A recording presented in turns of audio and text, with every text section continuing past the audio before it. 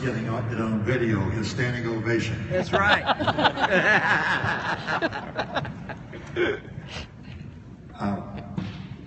I sometimes get asked in interviews, do you consider what you do entertainment or ministry? And that's always an interesting question, especially when it comes from secular reporters, because they're curious. Secular singers use microphones, we use microphones. Secular people use lights, we use lights. Secular folks use clothing and stuff that make your image, we do the same thing. The only difference, Louis, you're right, is the word Jesus in all of it. And I can remember an old gospel friend of mine when he was asked, do you consider what you do entertainment or ministry? My old buddy Hobie Lister used to go, yes, yes, next question. It's one way to respond to it. Lately I've been saying this, and I think every artist, and maybe there aren't that many young artists in the room, but wrestle with this from time to time, because every night doing what you are doing, basically the same songs, using the same stuff every night, you got to watch, because it can become routine. Speakers, I think, can do the very same thing.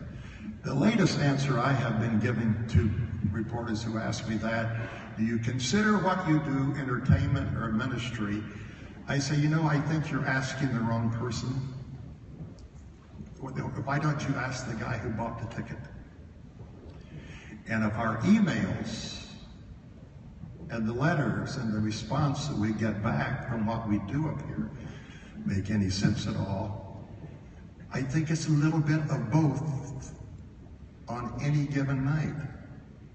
And I got to thinking, Jesus must have been a pretty good entertainer. To hold 5,000 people's attention on a hillside for a pretty long time without a microphone. He must have been a pretty good entertainer. And you know how he did it? Let me tell you a story.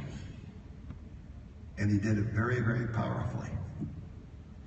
When this young kid came to us in the middle 80s, it was, Gloria and I, my brother, and then later Gary, had gone around to all the towns, done our thing. They'd pretty much seen what we had done.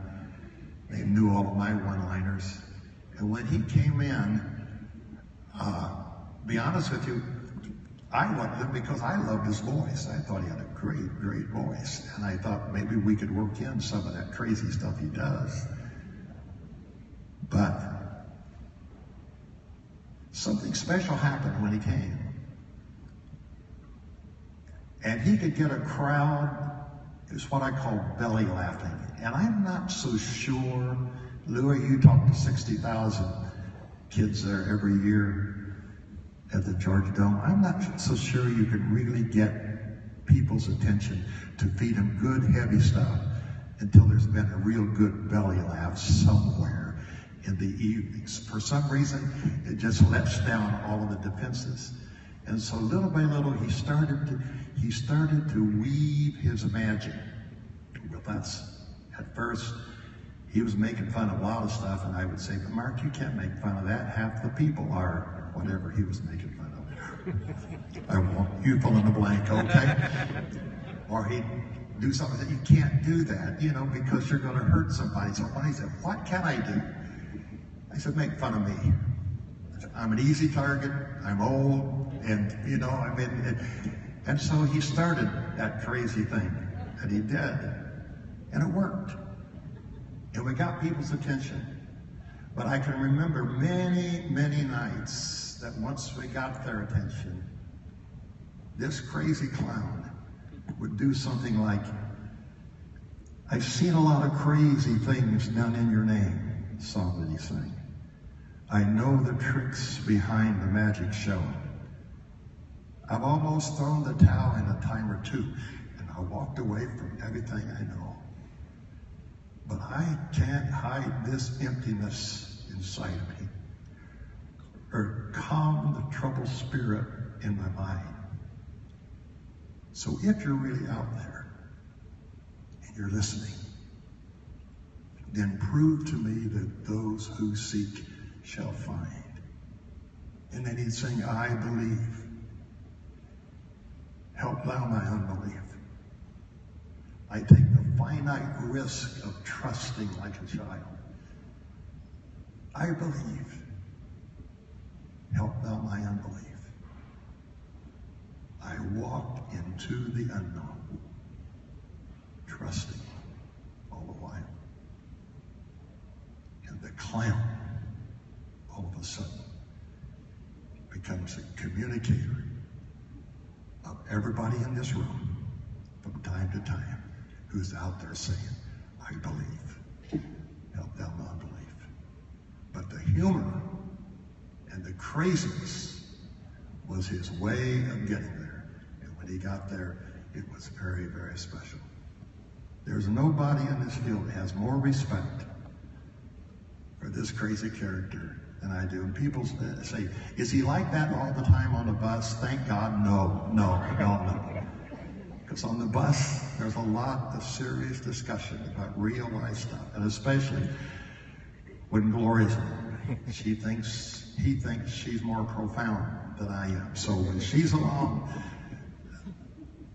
there are a lot of wonderful, wonderful deep moments. That's the Mark I know. I know the crazy Mark, and that's the fun Mark.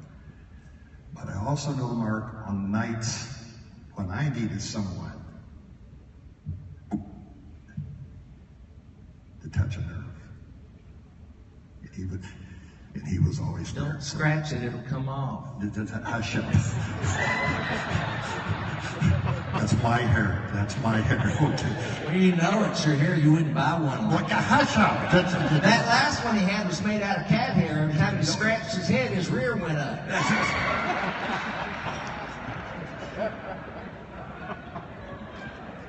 Mark? Yeah? I was praying about you the other night. Me? I was praying about you. Really? I said, Father, is Mark going to make it to heaven? Well, what'd he say? He said, Mark who? No. That's because he knows me as Saint Mark. Oh. No, he said, don't worry. Mark's going to make it to heaven because he's never reached the age of accountability.